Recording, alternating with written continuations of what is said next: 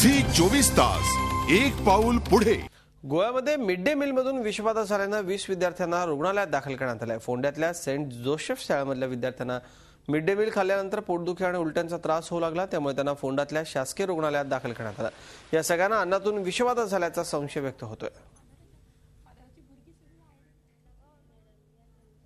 Patients complained of mild abdominal pain.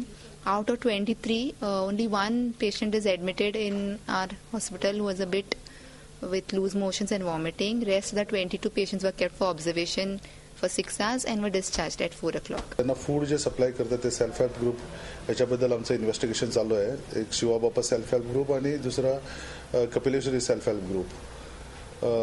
आम्ही आता त्या केसच्या संदर्भात इन्व्हेस्टिगेशन चालू आहे। त्याच्यामध्ये सॅम्पल्स पण सीज केले आहेत आणि फूड अँड ड्रग इन्स्पेक्टर त्यांनी ते सॅम्पल सीज करून त्याची तपासणी करण्यासाठी नमुने गोळा करून नेलेले आहेत। झी 24 तास एक पाऊल पुढे।